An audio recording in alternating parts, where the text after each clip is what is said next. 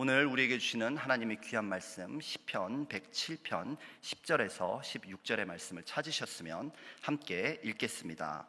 사람이 흑암과 사망의 그늘에 앉으며 곤고와 쇠사슬에 매임은 하나님의 말씀을 거역하며 지존자의 뜻을 멸시함이라. 그러므로 그가 고통을 주어 그들의 마음을 겸손하게 하셨으니 그들이 엎드러져도 돕는 자가 없었도다. 이에 그들이 그 환난 중에 여호와께 부르짖음에 그들의 고통에서 구원하시되 흑암과 사망의 그늘에서 인도하여 내시고 그들의 얽어맨 줄을 끊으셨도다. 여호와의 인자하심과 인생에게 행하신 기적으로 말미암아 그를 찬송할지로다. 그가 논문을 깨뜨리시며 쇠 빗장을 꺾으셨음이로다. 아멘. 오늘 본문은 고통과 환난의 결박으로부터 자기 백성을 구원하시는 하나님을 찬양하는 내용입니다. 본문을 간단히 요약하면 이렇습니다. 하나님의 백성들이 하나님의 말씀을 거역하고 그분의 뜻을 멸시했습니다. 그러자 그들에게는 고난이 임하게 되지요. 그러나 그들이 고난 중에 부르짖어 기도하자 하나님은 그들을 위해서 구원의 능력을 베푸십니다. 하나님이 일어나시니까요, 그 백성을 가두었던 흑암과 사망의 감옥문이 부서져 버립니다.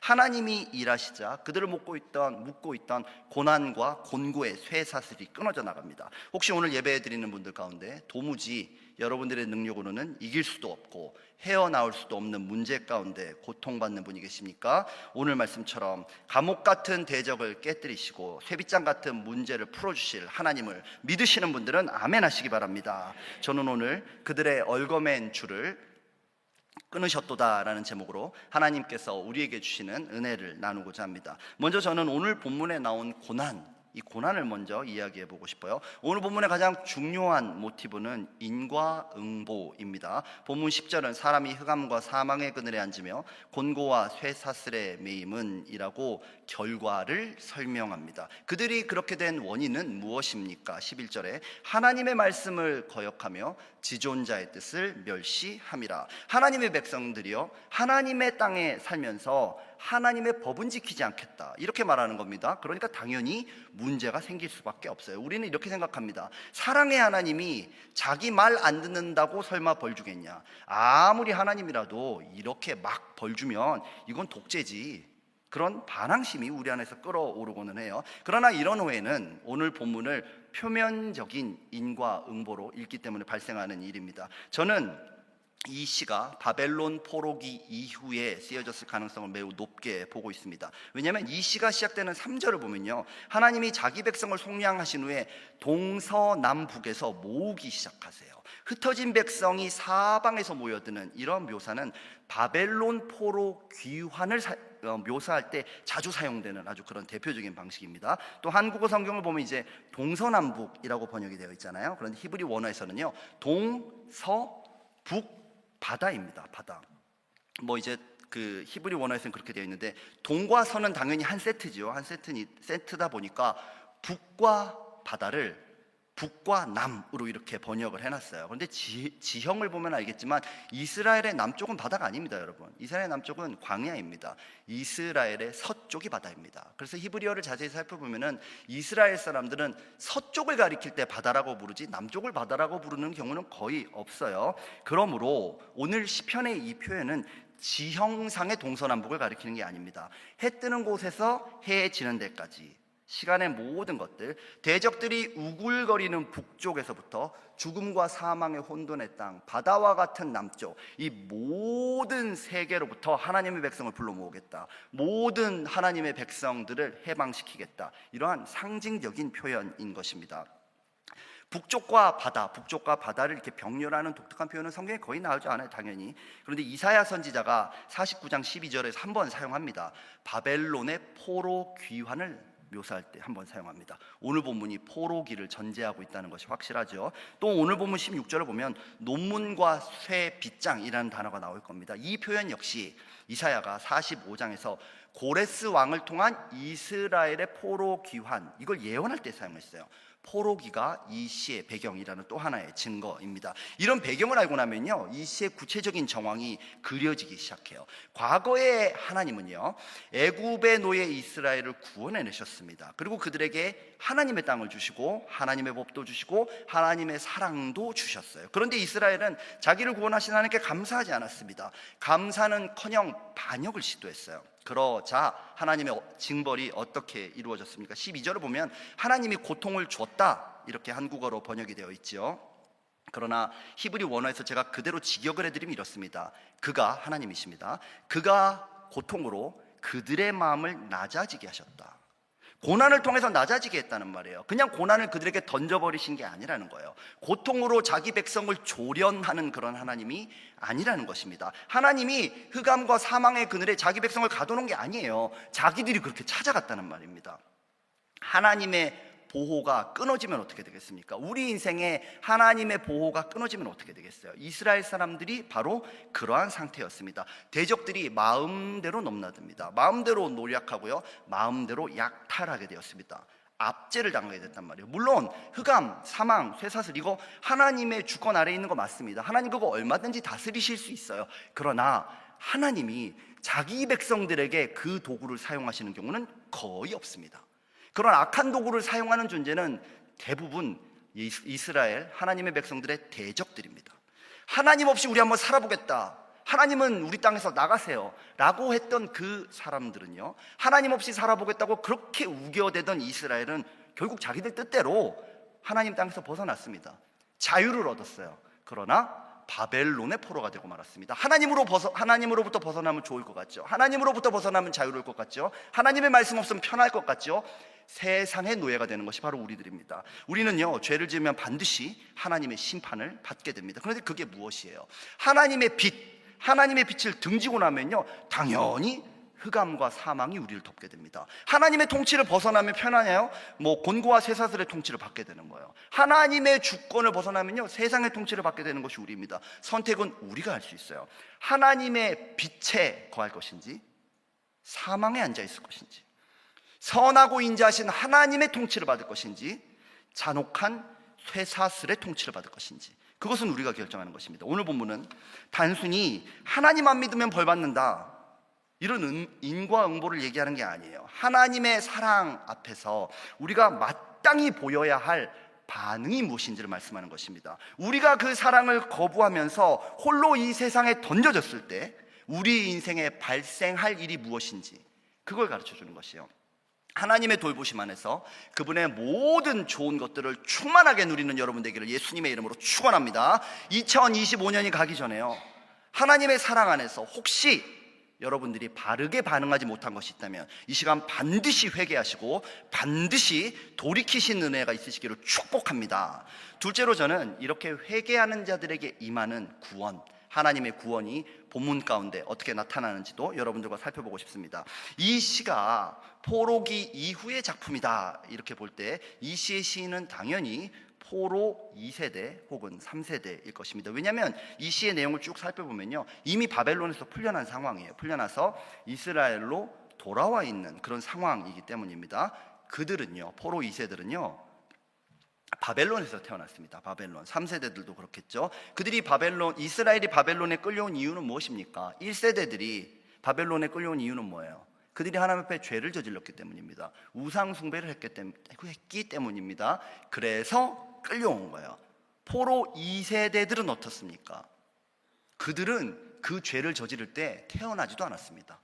현행범이 아니란 얘기예요. 물론 2세대들도 완전하진 않겠죠. 그러나 그들이 바벨론 포로로 끌려오는 그 죄를 직접 저지르지는 않았다는 겁니다. 어느 날 태어나 보니까 포로예요. 내 잘못이 아니란 말이에요. 근데 태어나 보니까 포로 신세입니다. 왜 우리가 이런 신세가 돼야 됩니까? 하나님께 여러 번 질문했을 것입니다. 하나님의 백성이라고 하는데 왜 우리는 이 모양 이 꼴이죠? 수도 없이 한탄했을 것이에요. 어쩌면 하나님 앞에 울면서 따지는 시간도 있었을 것입니다.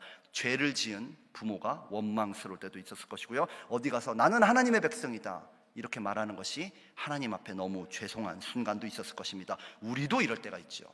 우리도 하나님의 백성이에요. 구원받았단 말입니다. 그런데 우리를 묶고 있는 감옥 같은 문제가 있어요. 흑암의 그늘 같은 문제들을 만난단 말입니다. 내 잘못 때문에 고난받을 때 있어요. 그런데 그런 것과 전혀 상관없이 그냥 고난받을 때가 있단 말입니다. 그냥 고난에 던져져 버리는 그런 인생의 순간들이 있어요. 그게 바로 오늘 시인이 시를 쓰고 있는 배경입니다. 이때 시인의 선택은 무엇입니까? 우리 시편 107편 13절 말씀을 함께 읽어보겠습니다. 그들이 그 환난 중에 여호와께 부르짖음에 아멘, 하나님을 찾습니다. 남 탓하지 않아요. 자기 탓하지도 않습니다. 환경 탓, 문제 탓도 하지 않아요. 여전히 흑암과 사망의 그늘에 앉아있는 상태입니다. 곤고와 쇠사슬이 그들을 묶고 있어요. 그런데 그런 거 안 본단 말이에요. 하나님께 부르짖습니다. 의지할 분은 하나님 뿐입니다. 그냥 하나님의 인자하심을 믿는 거예요. 이스라엘이 애굽에서 노예 신세로 중노동에 시달리고 바로의 폭압 가운데 자녀들이 죽어나갈 때 그들의 부르짖음을 듣고 기적처럼 나타나셨던 하나님, 그분의 신실하심을 그냥 의지하는 거예요. 우리가 다시 그런 죄에 안 저지를게요, 이런 약속 하지 않습니다. 하나님이 저희 구원해 주시면요, 제가 이런 거 저런 거 해드릴게요, 그런 말도 하지 않습니다. 그냥 주여! 그냥 한마디면 되는 거예요. 하나님은 이스라엘의 외마디 부르짖음에도 신실하게 반응하셨습니다. 그렇게 바벨론 포로들은 아빠, 엄마로부터 전해 들었던 출애굽의 옛날 이야기가, 그 기적 같은 그 옛날 이야기가 하나님의 말씀이 되고요, 그것이 현실이 되는 기적을 체험하게 됩니다. 그것이 바로 바벨론 포로들의 귀환이에요. 바로 이 하나님이 우리의 하나님이십니다. 바벨론 포로 이스라엘 2세들 그들에게 하나님의 말씀이 이루어지는 순간, 바벨론 탈출이라는 현실, 우리 시편 107편 13절에서 14절 말씀을 함께 읽어보겠습니다. 그들의 고통에서 구원하시되 흑암과 사망의 그늘에서 인도하여 내시고 그들의 얽어맨 줄을 끊으셨도다. 아멘. 기적처럼요, 사망과 흑암의 감옥문이 열렸습니다. 그들을 올감했던 고난의 쇠사슬이 탁탁탁 끊어져 버리는 거예요. 하나님은 정말 살아계셨습니다. 하나님의 말씀대로 되었다는 얘기예요. 그분은 신실한 분이셨고요, 그분은 우리의 고난에 참여하는 분이셨어요. 흑암과 고난과 문제가 아무리 커도요, 하나님 앞에서는 문제가 되지 않았습니다. 그들의 고통의 노래는 이렇게 바뀌죠. 15절은 여호와의 인자하심과 인생에게 행하신 기적으로 말미암아 그를 찬송할지로다. 정말 기적이에요.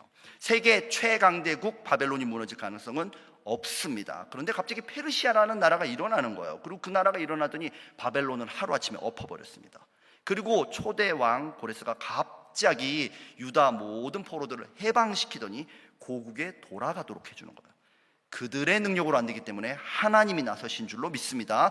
정말 16절처럼 논문을 깨뜨리시며 쇠빗장을 꺾으셨음이로다. 하나님은요, 내가 고통받을 때 저 하늘에서 그냥 내려다보고 있는 그런 신이 아닙니다. 와가지고 몇 마디 위로해주고 가는 그런 분도 아니라는 거예요. 나를 묶고 있는 문이, 내 인생의 감옥과 같은 문이 노수로 만든 세계 최고 천하 제일의 문이라 할지라도 하나님은 깨뜨리시는 줄로 믿습니다. 내 인생을 묶고 있는 쇠빗장이 아무리 튼튼해도요, 하나님은 반동강 내시는 분인 줄로 믿습니다. 하늘에 계시지 않아요. 이 땅에 오셔서 자기 백성과 함께 싸우시고요, 그들을 위하여 그들의 삶을 구원하시는 용사이신 줄로 믿습니다. 바로 이분이 우리 하나님이심을 믿으시는 분들은 아멘하시기 바랍니다. 그 하나님이 우리 삶에도 동일한 일을 행하실 줄 믿으시는 분들도 아멘하시기 바랍니다. 오늘 우리는 우리 삶에 찾아 들어오셔서 구원을 행하시는 하나님의 기적, 그것에 대한 시를 함께 읽었습니다. 이 기적은요, 출애굽 시대만의 것이 아닙니다. 바벨론 시대 때의 것만도 아닙니다. 우리를 위하여 이 땅에 오신 예수님이야말로 우리 인생의 최고의 기적입니다. 예수님의 오심을 성경은 이렇게 기록하죠. 마태복음 4장 16절 말씀을 함께 읽어보겠습니다. 흑암에 앉은 백성이 큰 빛을 보았고 사망의 땅과 그늘에 앉은 자들에게 빛이 비치었도다. 온 인류가 죄 가운데 고난당하고 흑암과 사망의 그늘에 앉아있을 때 하나님은 우리를 그냥 두지 않으셨어요. 우리를 구원하시고자 하나님의 아들을 이 땅에 보내셨습니다. 그분은 우리의 멍에와 사슬을 풀어주시고 그 모든 것들을 대신 지셨어요. 죄인 된 우리의 죄를 가져가시고 우리를 구원하셨고요, 우리가 받아야 될 고난을 그분이 대신 당하셨습니다. 우리가 마땅히 져야 할 십자가를 그분이 대신 지시면서 우리를 자유케 해주셨습니다. 그리고 마침내 죽으셨어요. 그러나 그 사망의 문도, 그 악한 권세의 문도, 인생 모든 고난의 문제도 그분을 가로막을 수는 없었습니다. 그분은 죽음의 권세를 깨뜨리시고 그 쇠빗장을 무너뜨리시고 인간의 모든 죄를 청산하시고 부활하신 최고의 주님이신 줄로 믿습니다. 예수 십자가로 가난과 저주와 절망과 사망의 감옥문이 깨진 줄로 믿습니다. 믿으시는 분들은 아멘 하시기 바랍니다. 성탄의 주님은요, 바로 이런 분이에요. 우리가 만나고 우리가 예배하는 주님은 바로 그런 분이란 말입니다. 여러분, 우리 인생에 찾아오셔서 우리 인생에 빛을 비춰주시고요, 우리를 사망과 죽음에서 건져내시는 분, 우리의 모든 짐을 지시고 우리를 구원하시는 용사가 바로 성탄의 구주 예수님이십니다. 우리 인생에 찾아오신 구주 예수 그리스도, 우리를 얽어맨 모든 속박의 줄을 끊어버리시는 우리 구주 예수 그리스도, 오늘 하루 종일 이 예수님의 놀라운 사랑의 역사가 여러분들의 삶에 충만하게 일어나기를 예수님의 이름으로 축원합니다. 아멘. 함께 기도하겠습니다. 주님 감사합니다. 하나님을 거역하는 우리를 용서하시며 우리의 작은 부르짖음에도 신실하게 응답하시는 주님을 찬양합니다. 오늘도 하나님의 인자하심은 우리 삶에 기적을 베푸실 줄로 믿습니다. 우리 인생의 크고 작은 고난 너머에 주님을 보기 원합니다. 우리를 얽어매는 고난의 줄들이 끊어지는 기적을 체험하는 하루 되도록 축복하여 주옵소서. 모든 것을 감사드리며 예수님의 이름으로 기도합니다. 아멘.